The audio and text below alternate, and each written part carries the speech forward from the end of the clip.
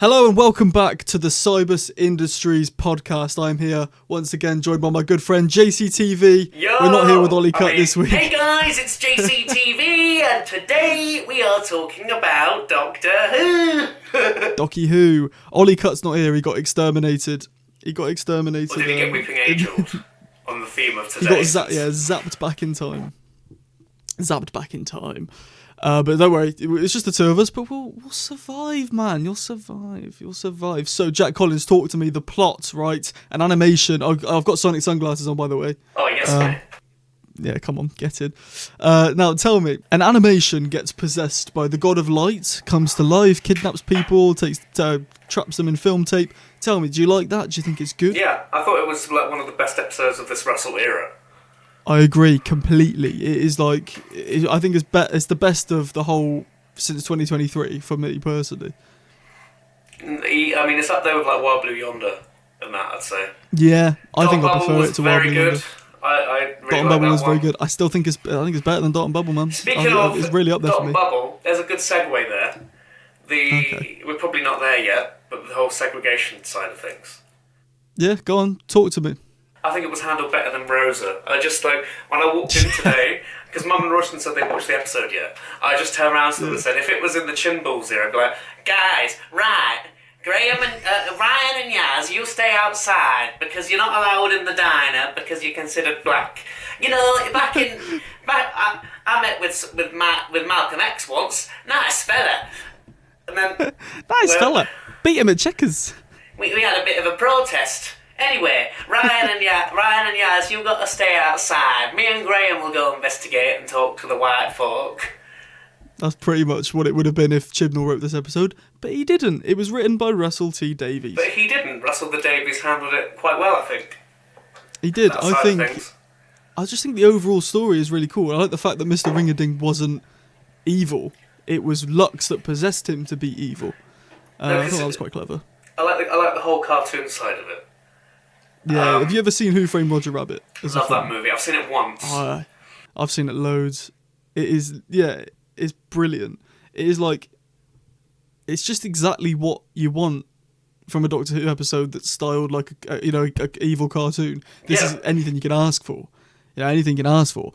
I just like how faithful they were to the sort of old cartoon aesthetic, like the rubber hose sort of mid-30s Fleischer Studios vibe. Definitely. How they sort of stuck to that and they sort of recreated it faithfully, but in colour. Because that sort of shit's usually in black and white, right? Yeah. So did you see Unleashed? Yeah. Did you see they built the cinema? They didn't just use a normal cinema, they actually built one. Yeah, it was like the remnants of the Abbey Road, I think they said, from last year. So, yeah, it was Abbey Road, the big open courtroom bit. So I think it was quite cool. I think they did a good job. But so the overall plot I thought was just very good. It's very clever. Russell's very clever. I like the spoon bit at the start.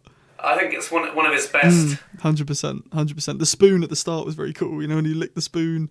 And then, the moon came along. The god sort of bounces off the spoon. I like that. Yeah. Let's talk about the plot twist. So the Harbinger. I'll tell you what, we predicted it last week, didn't we, Jack Collins? We did. We predicted it last week.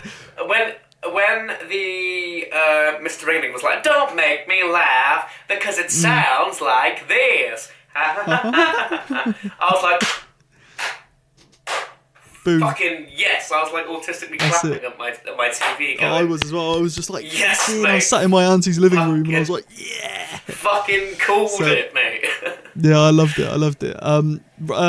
So obviously the Harbinger thing happened. We got the reveal that he's Harvest Bringer. We got the reveal that Mr. Ringerding, Lux, is part of the Pantheon of Gods, which I thought was really cool. I loved it. We actually got mentioned here, Belinda's parents, right? They're dead. I saw your video. I think I know where this is going. So, I don't think it is, but this perfectly sets up a trickster plot. Is it like What Happened to Sarah Jane or whatever it's called? Yeah, The Temptation of Sarah Jane. Well, both. Whatever happened to Sarah Jane. I've just read about those episodes. I haven't actually watched them, but I've heard good things. You need to watch them. They are some of the best Russell T Davies work ever. I tell you, that wasn't even Russell T Davies who wrote him. It was it Gareth Roberts? I think it might have been Gareth Roberts. Hold on, I will get this up now. As we do that, so do you think the Trickster could be returning? Maybe not this series, but maybe next series. He's in the pipeline because obviously again, I've only read this, but the Pantheon was a Sarah Jane thing, wasn't it? The Pantheon of like Discourse, whatever the fuck it was called. Discord. Yeah, it was written by Gareth Roberts. So he owns the rights to the Trickster. So maybe he could come back and do something. I can't see the Trickster coming back this series, unfortunately, but I do think he may be part of Russell's bigger plans. And I'd love if he came. Pause. I'd love if he came back to the show because he's one of my favourite villains we've ever seen in the Whoniverse, and I think he's very good. I've seen of him, yeah. Let's talk about the ultimate fourth wall break, as I call it. You know, the Doctor breaking into the fans' living room, bedroom. I was like, no. I know, me too. I was like, what? I genuinely had like this is only for a split second, mind you. I'm not this dumb in real life, but I saw them like break the glass. I was like, did that really happen? Is it going to be like some The Ring bullshit? Are they in my room? Yeah. But then they just revealed like there were some fucking Doctor Who nerds. One in a fez. Yeah, hashtag RIP Hashtag Doctor RIP Doctor Who. One in a fucking... Hashtag RIP. Tom Baker scarf with a Telos shirt. I thought it was really cool, man. Yeah, we all do that. We all dress up and... Oh yeah, every Saturday I dress up. I was wearing the shirt yesterday. I was wearing my full David Tennant suit to watch this episode. Oh yeah, you had the fucking sonic screwdriver and everything. And the 3D glasses. Oh man, I mean I've got the glasses. I've got the Sonic glasses. I dress up in these every episode, so who knows? Now let's talk about the overarching story. So obviously this is a bit different to the last episode. Last episode we talked about the time fracture that didn't really happen. Yeah, there wasn't anything big in this episode, really. This episode, something that really caught me off guard was the Doctor when he said "cut" to Mr. Ringerding. He was like, "Who am I saying cut to?" I have a parallel that I'm trying so hard not to mention, but yeah, I think that's got something to do with it. There's a big meta storyline going Tell on me. there. Well, I don't really know, but like, he's like, well, hang on, English words. You know how he was like in a TV show in the episode? There's going to be something on that level as the season arc. I think so too. Yeah. That Mrs. Flood is controlling reality or some bollocks. Yeah, Mrs. Flood's a weird one. I forgot about her this episode, and then she popped up in the final, 30 seconds, and I was like, oh, look, it's Mrs. Flood. Limited run! Limited run, ends 24th of May. I have a theory on this. Go on, talk to me. I feel like Russell's just been leaking all that bullshit about Doctor Who ending as like a big sort of... I think so too. ARG, I guess? I don't know. Do you want to know my big ultimate theory that I think probably isn't true, but I'd love if it's true? Alright. Season 3 was commissioned by Disney from the off. They commissioned 3 seasons, and Russell has just said it's 2 to build the hype. They commissioned 26 episodes, didn't they? Which we're not at the end of yet. But I think that included the War Between the Land and the Sea. Oh, okay, never mind. Carry on. And Tales of the TARDIS. So I think my theory might be that they have just said that to build the hype for this, and that Series 3... Because in the Graham Norton interview a few months ago, Ncuti said that they were going back to film Series 3, and then it was cut from the episode. It was cut from Graham Norton. There's something bigger going on here. There's like some multiverse bollocks that Russell's doing. Like fictional... Yeah. It's like blending the fiction with the reality, like an ARG type thing. Yeah, I would love if that's true, but I don't think it's going to happen. Nah, because they mentioned it. Limited run ends in May. So I feel like he's just... Because I feel like someone in like Bad Wolf has just gone to the papers and been like, yeah, it's ending. It's ending. Ending completely. Just for that, because it's a big meta sort of thing. Yeah, well... We'll see. So let's do this reoccurring segment that we did last week, which is the golden moment. Jack Collins, what is your golden moment that stood out for you this episode? If you can think of one. I've got 2. I know it was quite a jam-packed episode. Go on, you got 2. Tell me. Either when they break through, these are probably too obvious to be honest, but when they break through the TV screen and the Blink conversation. Yeah. Calling us out there, Russell. I like it. We're annoying. I get it. We're annoying. Yeah. Everyone likes Stephen Moffat. I personally am a Russell person over Moffat. Me too. Even though I love Moffat as well. Great. Yeah. Series 10 is great, but I love Russell more. So. Yeah. Prefer his character vibes. But anyway. Yeah. What was I talking about? You were saying about when they break into the room. That was your golden moment. Oh yeah, that was one of them. And then the other one was Well, I said earlier, don't make me laugh. Don't 'cause make me it sounds laugh. like this. And then he does the thing. Yeah, that. Yeah, I loved. My golden moment was when it's just the character of Mr. Ring-a-Ding when like Belinda's talking to him and she's like, "Oh, what are you, a man?" And he's just sat and he's like, "Hello," like yoo-hoo, and he's just acting all like silly and goofy. I really like that. I thought that was really funny.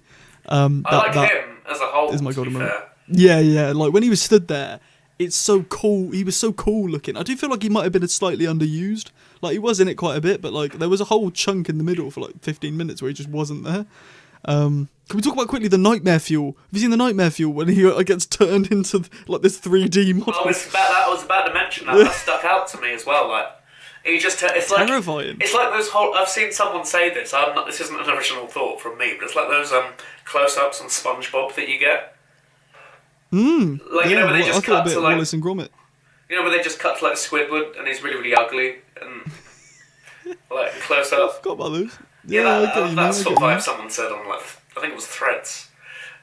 Threads, man, you still got threads. Jeez. Yeah. Unk status. Yeah, no. So I did like that, and I thought that's very much like the modern day version of the empty child for me. Like the gas mask conversion, him getting converted into this freaky looking 3D. It was pretty cursed, to say the least. Yeah, it was very cursed. It wasn't pretty. It was extremely cursed. It was very fucking cursed. Yeah, extremely cursed. Like he had yellow teeth and like I think it was worse than those fucking SpongeBob close-ups. To be fair. Oh yeah, it was.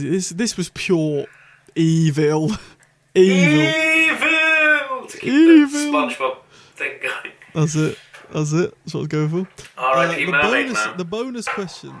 R.I.P. Mermaid Man. So the bonus question this week. Last week it was who do we think Mrs. Flood is. We could quickly touch on that again. Do you have any more theories on who Mrs. Flood could be? Some sort of blood of reality. I'm dying on that hill. Yeah. Me too. Phone in hand, I'm dying on that hill. And it's flashing. Everyone's saying the Rani, but the April Fool's thing's making me think otherwise. I'm really stuck. No, it's not the fucking Rani. I don't think it is either. They're just saying that to throw people off because people, and I've heard this said by this isn't me either, but every time there's like a woman character like Missy, it's always Mr. Rani, Mr. Rani. I don't think she's the master either. People saying she's the master. I don't. It's think either the master or the Rani. I don't know whether you will know about this, but have you read about the Rory is the master theory? Yes, I have, and it's so stupid. I don't get it. It's so stupid. No, obviously, I watched it like a couple of years ago, so I wasn't there for it. But people were like, I didn't pick up on it at all. It just said it was ringing in his ears. What, he has tinnitus? Yeah, my guy's got tinnitus. Means he's a Time Lord. Means he's the fucking master with the... Yeah, the bum. I hear them, Doctor. I hear the drums. I'm annoyed that the Master came back in the Jodie era because I feel like the Master ended perfectly in Series 10 and shouldn't have come back at all. No. But they did. I love Sacha Dhawan. Is it Sacha Dhawan? Something like that. What was the other question about Lux? Yeah, so the bonus question. What are your overall thoughts so far on Belinda as a companion? Where do you think she ranks out of the new Who companions? She's better than Ruby. She is better than Ruby, I can agree on that, probably. I like their dynamic. I do love Ruby. Ruby's cool, but she doesn't really fight back on the Doctor. She's like a... Yeah. Whereas Belinda's a bit more Donna in that regard. She's sort of... I agree, yeah. She's Donna and Martha, but not in love with the Doctor, so it's better. So in that regard, it's more Donna, because she's like, watch it, spaceman, and then Belinda's like, really? Just the Doctor? And tells it, like, puts him in his place. No, honey, I'm Velma. Honey, I'm Velma. Yeah, I agree. I do think that Belinda was sort of swayed very easily this episode. Like last episode she was like, I hate you, you scan my DNA, take me home, and then at the end of this she's like, I love you, Doctor, we're busy mates. I thought maybe it's a bit... Yeah, they only have 8 episodes, they have to rush it a little bit. Yeah, I do feel that. And there's a Doctor Light episode in there as well, so... Russell / 13, even Disney. 10, I'd take 10. 10? I'd take 10. Just Or even 9, just make one of these a 2-parter and I'd be even more happy. We need more 2-parters. We've only got 1 2-parter every series. I love a 2-parter. I like Rise of the Cyberman. I like Impossible Planet. I like Those are great. Human Nature, Family of Blood. I like A Forest of the Dead. Give us more of those, please. The Empty Child, just to be the one person who mentions the obvious. I love The Empty Child, man. I love Everybody it. Lives Rose, that's from the Dr. Dancers, but my point still stands. It's a 2-parter. Same story. Did you watch my review? Did you see? Yes, I watched on the train yesterday when I was going to see my mates. Did you see my thoughts on when when Lux is outside the door, and he's like, "Please let me in," and I'm like, "Ooh." Yeah, that was a bit. Are you my mummy? And when the sort of film ends, you said it was like the tape ending when Rose. Yeah, it's very similar. Lotta. Very similar. Yeah, and I also liked how when this is cutting back to when the ultimate fourth wall break. I like how when they're talking about Blink, they're like, "Oh, Belinda is sick. It's where you cannot blink," and Belinda's like, "Wow." Oh wow, that's an exciting, I feel like exhilarating epic. Yeah, that's Russell. In my opinion, Russell digging at Moffat a little bit. Russell your jabbing Moffat. Shit. It didn't even feature the Doctor, Moffat. I'm going to... Because it was a Doctor Light episode, it was probably boring from his perspective. Not that was like an ultra stereotypical accent. Sorry, Russell, if you're watching. Oh, I liked it. I just watched it with my mum, and my mum said that Blink is probably her favourite episode as well. Along with Forest of the Dead. I'm obviously relatively new to all this, yeah? Every motherfucker was like, "Oh, you gotta watch Blink. You gotta watch Blink. Blink's amazing." It is very overrated. Blink's sick. Fine. It has like its own thing, and like his massive fucking speech on the DVD. That is cool. That is some Stephen Moffat like time shit. I don't really know how to describe it, but like he likes playing with the time aspect of it. Yeah. But it's not the best. No, I think it is massively loved, massively overloved, but it is still good. I do like Blink. I do. Blink's my go-to. I was going to make a video on this. If I'm going to fall asleep to an episode, I pick Blink, and everyone's like, "That is so weird." But to me, it's just like an ultimate comfort episode. Comforting, I love the... Yeah. I just know it's scene by scene. What episode is it? That one with the Ood, where they're slaves. I raised that as like underrated. What, the first one? The Impossible Planet? No. Planet of the Ood. Yeah, that one. Apart from like the part where the guy from Blackadder turns into one, that episode is like I preferred that over Blink because there was like social commentary there. Yeah. Don't know who the fuck wrote it, but I think it was Russell who wrote that one. I'll look it up after we've filmed. You can like put a title on the screen. I've got a list of all the episodes here and who they're written by. So give me 2 secs. Doctor Who series 4. Are you on Wikipedia by any chance? I am on just bbc.com. Oh, it was written by Keith Temple. I don't know who that is, but it was written by I've Keith Temple. never heard of him. No, I think he probably just wrote that one and just didn't come back. I mean, there's a lot of... To be fair, I didn't realise how much of Series 4 was written by other writers. Like, Russell's barely written any of these. Anyway, irrelevant. Anyway, yeah, we're on season 2. Yes, or 15, season 2. We did this last time. Let us know if you want Ollie Cut back, by the way. Ollie Cut feels that last time he didn't like know as much as us. So let us know if you want him back. I personally think he had a good it was a good dynamic, the three of us. I do agree. We'll see. Well, why did we go on that massive Russell 1 era tangent? Because they mentioned Blink, that was it. Blink, that was it. Yeah. So let's just quickly round this off, right? Next time trailer. What do we think's gonna happen next time, Jack Collins? What's going on? I hope it's the Midnight sequel, because obviously there was the clock in that. There was the clock. It better be the fuck it. Like maybe the Midnight. I said this to you yesterday, like off camera. Maybe the Midnight entity's moved planets because obviously it's not. But that's the only thing that makes me think it's maybe not the Midnight entity is the fact it's not on Midnight, and the Doctor never saw the entity, so I don't know how he'd know. But then I suppose he'd know in it. But did you see the? I think I sent it to you. Did you see on Instagram they put out a teaser trailer yesterday? I'm gonna look now. Hold on. It was like a. It was cool. It was like there was a clip where the Doctor's like, or someone says, "I looked in the room. There's nothing there." So that could make me think either the Midnight entity or I thought maybe the Vashta Narada could be coming back as well. I've heard some people say the Flood from Waters of Mars.